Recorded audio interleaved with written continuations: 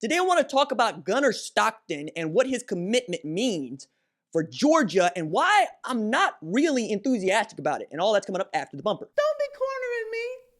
Hold up. Time. You gotta help me with that corner shit.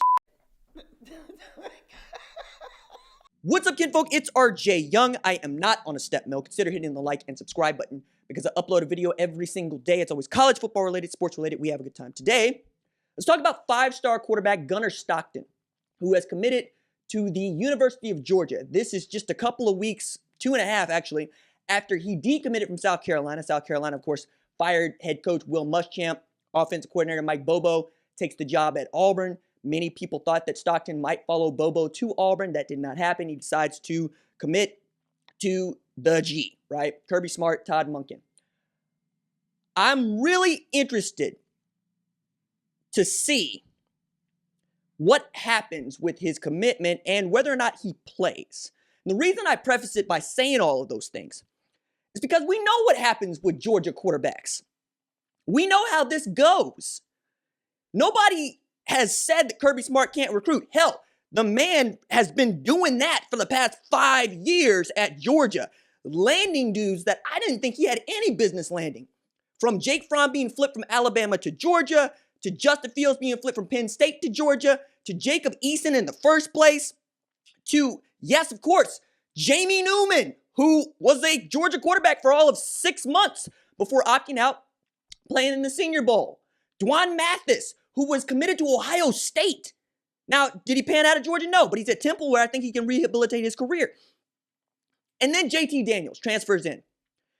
And JT Daniels has to sit on the bench for half the season without real explanation behind Stetson Bennett. Stetson Bennett needed to walk on at Georgia the first time. Goes JUCO, comes back. Was not supposed to start. Certainly was not supposed to be anything other than your emergency option, and he ended up being that against Arkansas. And then you ride Stetson Bennett against Alabama. I understand that there's a group of people that believe that JT Daniels is not ready to play. But after what he did the last 4 games of the season, particularly throwing for 392 yards against the undefeated Cincinnati team in a game they needed to win to supplant themselves as the team to watch in the SEC East once again, in the Peach Bowl, I gotta ask, what took so long? I gotta ask, what's the development of quarterbacks like at Georgia right now?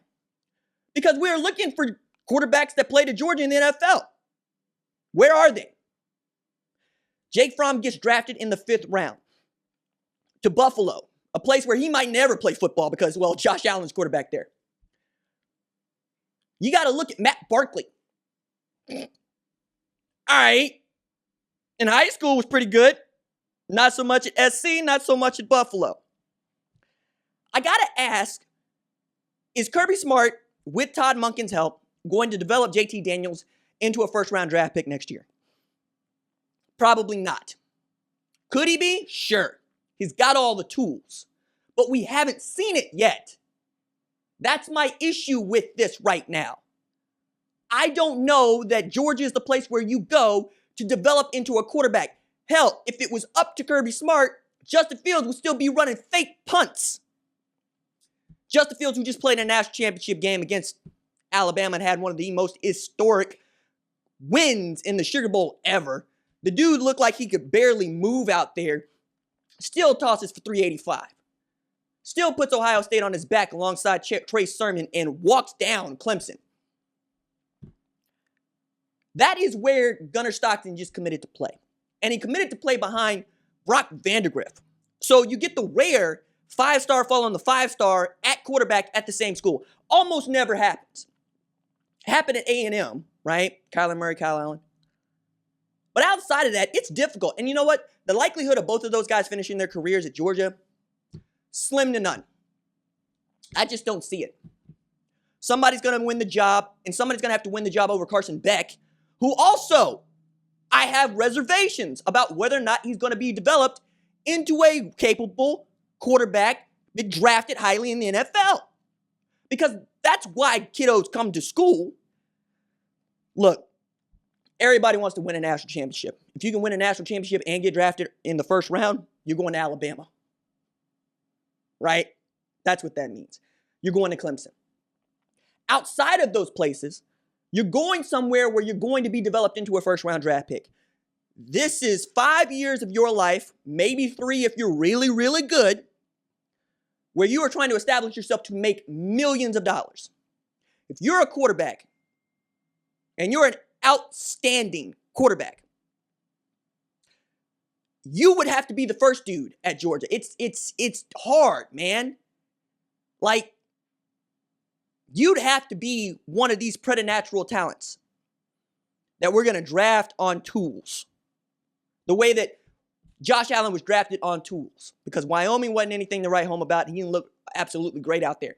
Real tooly guy. I want to know that Todd Monken can develop those dudes. And I want to know that Kirby Smart is going to let Todd Monken develop those dudes. Because right now, Georgia's the place where you get your offensive linemen. It's where you get your defensive linemen. It's where you get your secondary players. It's where you get your odd linebacker. It is not the place where you go to get a quarterback. That is something I need to see change. You have Gunner Stockton in the boat now. You have Brock Vandagriff in the boat with him. Like, Brock Vandagriff is on campus. You have dudes. You got Carson Beck. You got dudes. You got JT Daniels. You got dudes. Dominique Blaylock is back. George Pickens is back. Darnell Washington is a monster. You got all 5 of those tailbacks back. You got Zeus White, Kenny McIntosh, Kendall Milton, Dajan Edwards, and on it goes. Now develop that quarterback into a first-round selection. Maybe it happens with JT Daniels, but if it doesn't, I'm going to ask the question, which one of these highly touted 5-star quarterbacks is going to be the one to break through at Georgia? All right, that's it for me. Doses.